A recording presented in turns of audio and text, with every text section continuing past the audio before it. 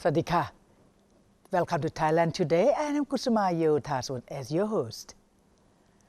August 31st is the Merdeka Day in Malaysia, when colorful and spectacular parades are held to celebrate Malaysia's Independence Day.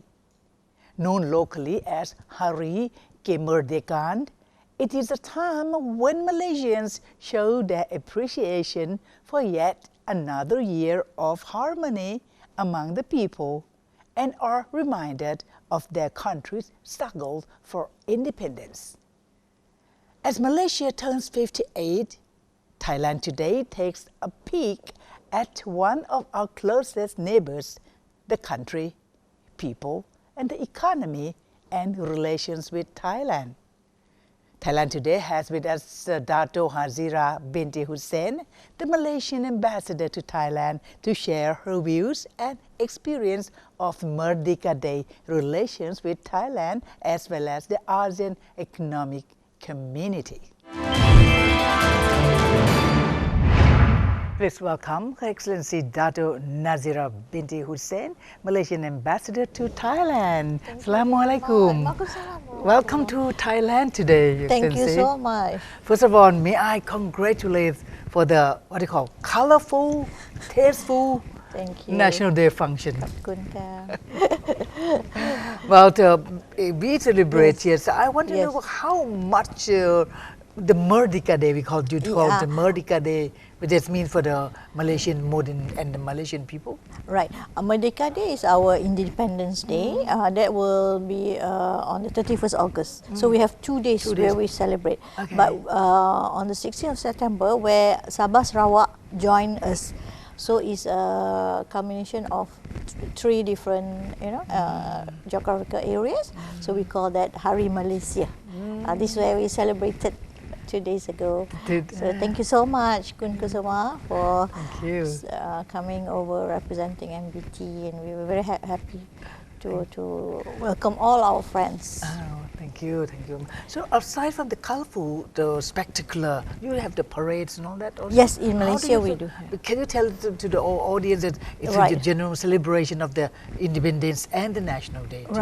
Right. So this year we had our national parade in Sarawak. In Sabah, in Kota Kinabalu. So it will be all the military, school children, agencies. They will be very colorfully having a parade on the streets, and everybody will be watching, usually in the morning. So it will be a wonderful time where everybody celebrates our National Day. So it's good to have it in Kota Kinabalu, in Sabah. So because sometimes a lot of activities are just had in Kuala Lumpur. So we want the Sabahan people and the Sarawakian people also to understand that they are part of Malaysia, Pratet Malaysia. Yes. It must be very many days holiday.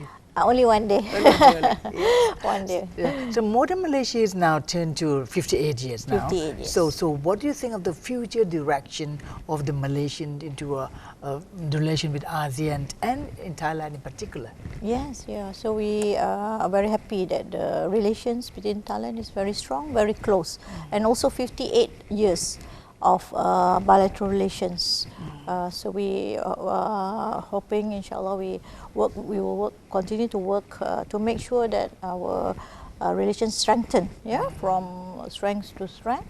And as now we are chairmanship of ASEAN, so it's very important that Malaysia and especially Thailand, close neighbor, we work together on issues to make the realization of the ASEAN community, including the ASEAN Economic Community, which is important for our people. 600 million people depend on our countries, to lead.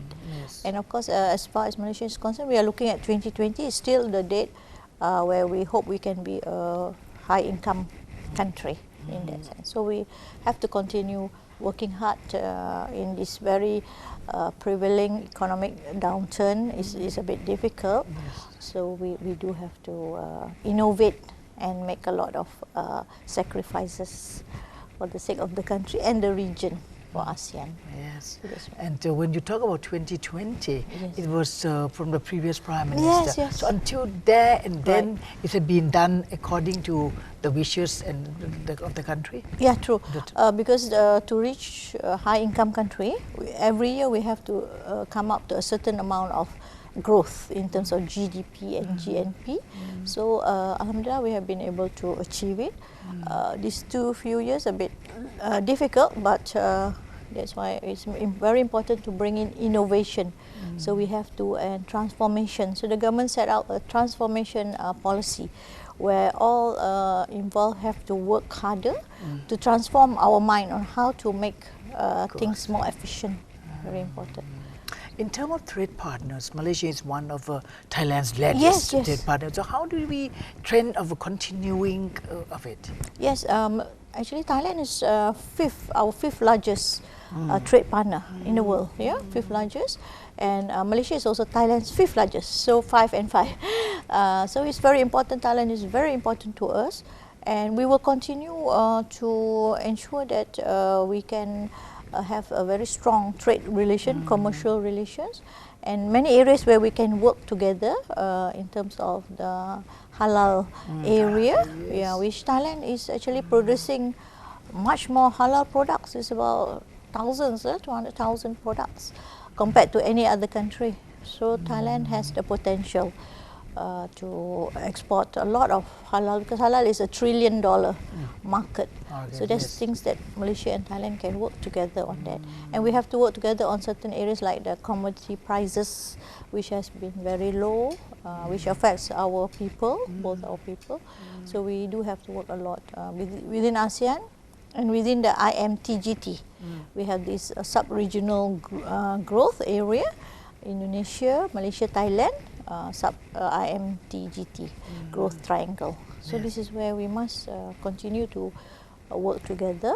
And of course we have this area where criminals, in terms of with trafficking of persons, and where we work closely between the authorities, between the law authorities of our country and Thailand. So it's very important.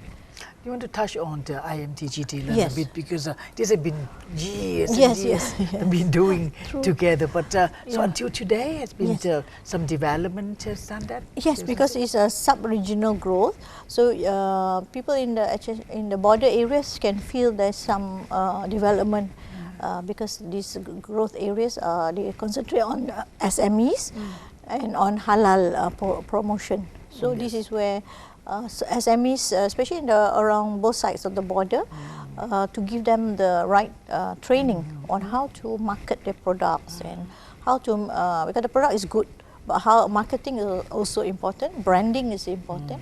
So this is where the IMTGT provides that sort of training and in terms of getting our SMEs, because they're small business, they might not know how to do it. So this is where both our MTGT officials teach and train them on this very important area. So very interesting. So let me come back to this AEC thing. AEC. Thailand is perhaps most excited, I think, to become part of the member of AEC. True. So what is the prevailing sentiment among the Malaysian on this AEC thing? Yes, even among Malaysians, maybe not as excited as the level of excitement is very high in Thailand, which is very good. I commend Thailand very much. Congratulate the Thai people. With it too much? No, it should be. It's good to have that. It's very good. We should also have that same amount of excitement, because I see in the schools here, all the flags, 10 flags is there, and it's something very good. It's a good example where all the ASEAN countries can emulate Thailand. So I'm very happy that the level of understanding and the level of excitement for AEC is very strong in the Kingdom of Thailand. And in Malaysia, we still need to work harder to ensure the people understand what ASEAN community as a whole is, including ASEAN economic community, because the other two pillars is also important: social cultural community and the political security community, which is just as important as the economic community. So this is very important, where social culture, especially we look at ASEAN as our All of us 10 member states look at ASEAN, and this is our region, and we are all ASEAN people. Although we are Malaysian, we are Thais and all that, but we are also ASEAN. So it's very important. Yeah, but positioning of the language, the preparedness, Thailand a little bit drawback on that part. Do you think that are we ready to really join? Yes. To what extent? True. I think actually people don't realize, but all the member countries have come to about 80-90% of preparedness when it comes to the economic areas, actually, because the ministries of commerce, ministry, or in our side we call it trade, Ministry of Trade, they're all working very hard, the officials, to make us prepared for, in terms of the nitty-gritty, we don't realize is about the custom, documentation, all this. So we are all about 80-90% prepared for the end of the year realization of the community, and the community won't just be overnight. It's a whole long process. Yes. So we are quite Thailand's doing very well from we look at the scorecard. So actually, people are very prepared for it, and I don't see a language as a problem, because I think the Thai people are very prepared. I know the Thai people always criticize the language of the Thai people, but actually for us, we look at, actually they understand English very well. It's maybe only the confidence, only the confidence. But the knowledge of other languages is very good in Thailand, but just maybe create more confidence. Well, okay, maybe that's a compliment Your Excellency gave us. But how about education? Because some education in your country and your students, your youngsters seem to be more and stronger. And how do you manage? How do you do it? Actually, in terms of even education, here is also very high. But it's just maybe we are trained. We are Asians. We don't. We are not trained to be innovative, to be creative, to be questioning. So maybe it's that part of it. It's not so much the knowledge. Knowledge level is very good, but maybe in terms of we are not encouraged to usually ask our lecturers or teachers questions. This is where in the West there's one area where they encourage. So just that part, I think maybe we can do a bit better. And we encourage the younger generation to be questioning, but in a very polite, courteous way. We shouldn't lose our way of life of courtesy, and which is in the Thai society, there's a very good value system of courtesy, of respecting the elders. But that shouldn't stop the children from questioning. That's only the little area where we can look into. Your Excellency has been experienced quite a number of Thai royal, like the king, has the initiative in several projects. What do you think about that? It's very good. We congratulate His Majesty the King's sufficiency program, which to us this is what we need in all our countries, where that level of understanding about the environment, about wastage is something that we must be able to curb, because we tend to waste a lot. So a lot of food is wasted, a lot of resources is wasted because we don't value. So this where His Majesty the King's sufficiency and all the other very, very good program for the people should be, I think, followed closely. That will make life a bit more easier for people. I look it from that to me is a very positive, very positive. Now come to the very important is Malaysia has the highest ratio on the intra-ASEAN tourist arrivals at around 75% of the total international visitors. So what is the revenue, and you still remain modest and doing all this? How do you manage that? Yes, actually we try very hard to maintain that, and actually we look up to Thailand for in terms of example. We emulate the Thai example because we look at Thailand as the land of smiles, hospitality, which to us is something that we need to do better. So in that sense, we have a lot of programs. Like this year we have My Fest, Year of Festivals. So we do have all these ongoing programs where we will invite our friends and people from all over the world to visit Malaysia. And actually in Malaysia we also have people, Malaysians visiting Thailand. We are after Chinese tourists, we are the second largest coming to Thailand. Yes. 2 million in a year. Oh, 2 million. 2 million 2 million Malaysians Malaysians come to Thailand. Oh. After the Chinese tourists, we are the second largest as a group. Yeah. So and we want to encourage more Thai people also to visit Malaysia, because there's only about 400,000 Thais visiting Malaysia. So we want to encourage both ways in that sense. So we do give some, when we attend all the seminars on tourism in Thailand, we give some encouragement to the locals how to attract Malaysian tourists, and in terms of preparation for ASEAN Economic Community, what is it that Malaysian tourists are looking for.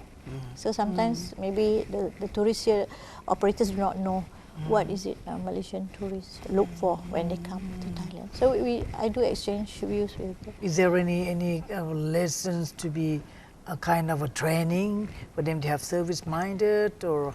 Service-minded? No, they're already good. I think they are good at that. They are very good. No, I'm talking about Malaysia. In Malaysia, yes, in Malaysia, yes. We need to train because a lot of people, Malaysians might not like to work in the tourist service hospitality area.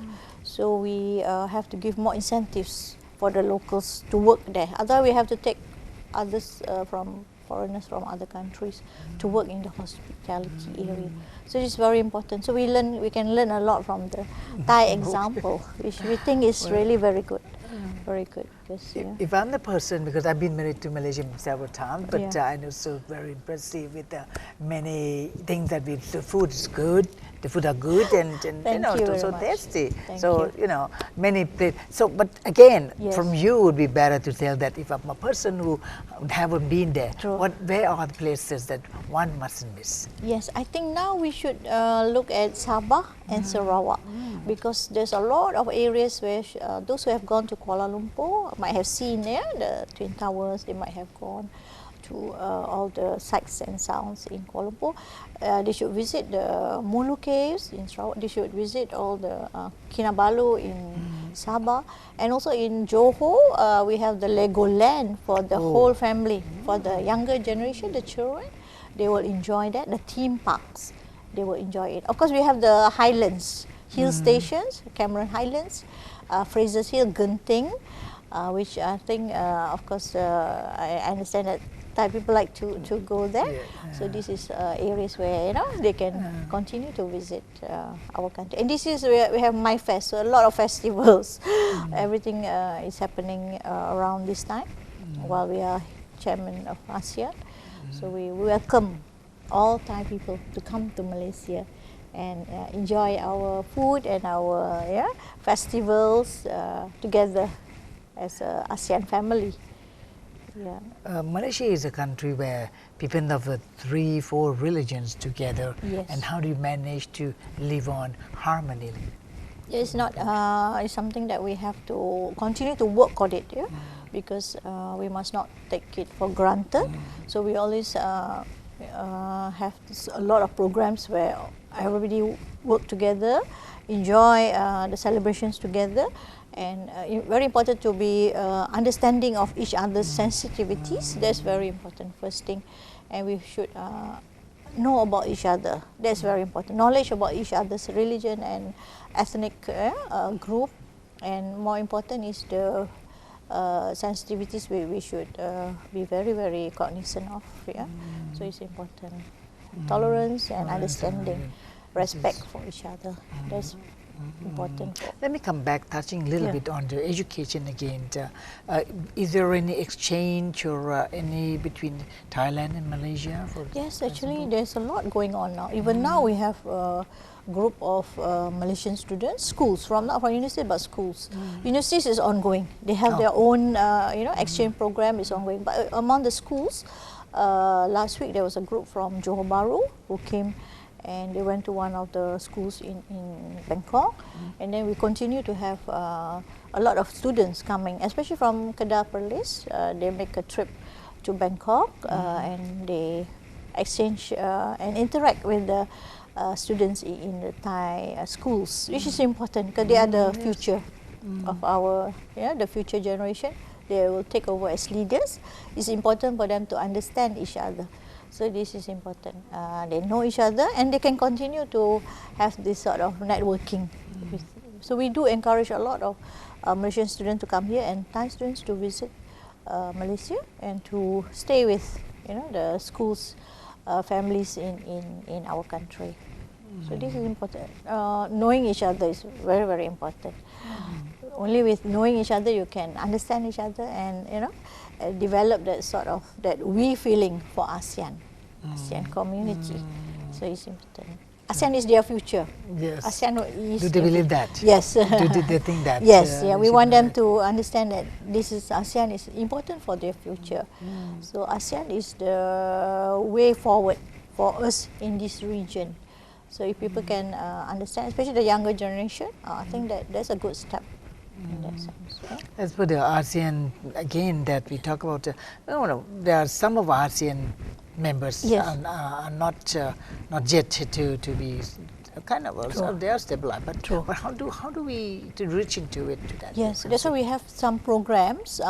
We call it under the initiative to bridge the gap between certain ASEAN countries. So we have a lot of programs, and we get also funding from third countries, from dialogue countries, in order to bring more to and narrow the gap between the other, certain ASEAN countries and the other ASEAN countries. So we have this continuous development gap, narrowing the gap projects that are very important. And these countries appreciate very much, especially in terms of education. Education is one way when you can narrow the gap. Another way is SMEs, helping SMEs in order to make sure that their products, get known and get exported to third different countries in the world. So that's very important. So these projects are ongoing. Malaysia has also SME. Yeah, we have a lot of SME. SME we see as the driving the growth of the country. They are the ones we have to ensure that they do well. The SMEs that you talk about is also part of our self-support in the small region, small part of the district. Is it the same that we having it here? So how do you manage to have it done very stabilized? And all right, we have this. We have this agency. We call it SME Corporation. So these agencies provide the assistance and in terms of training, in terms of teaching them, in terms and there's a SME bank in order to give them some grants, which and loans, in order for them to. Sometimes they just need the initial push. After that, they can manage, and training, continuously upgrading their marketing, branding, and this sort of efficiency in terms of processing, and so that's important. So we have this SME Corp, we call it SME Corporation. It's important. This comes under the Ministry of International Trade and Industry, MITI.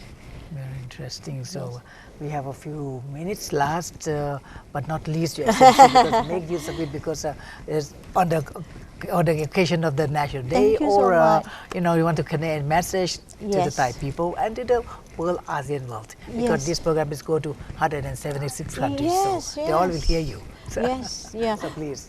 Yes, first of all, I would like to say thank you very much to Thailand Today, your program, Kun Kusuma. Thank you to you, to all your wonderful team, and for inviting me this morning. And I would like to say that your channel has done very well in order to bring about understanding about countries in ASEAN. I'd like to congratulate this channel, and indeed, I was here for the celebrations. You had it about a month ago, so I was happy to be part of this celebration. And I would like to say to the Thai people, I would like to congratulate them and to wish them felicitations, and in terms of congratulations. And thank you so much for hosting me. And I've been in Thailand for a few years, and I'm very happy to be here. I'm very lucky to be here, and I would say Kap Kun Maka. Thank you very much, Excellency. So Thailand Today would like to thank Dato Nazira bin Hussein, Ambassador of Malaysia to Thailand, for sharing her Merdeka Day experience and the National Day. She also revealed commercial and investment relations with ASEAN and Thailand, people-to-people exchange. Thank you very much. Thank you so Excellency. much. Thank you. And thank you for watching Thailand Today. I'm Kusuma Yothaswood. Hope to see you again tomorrow. สวัสดีค่ะ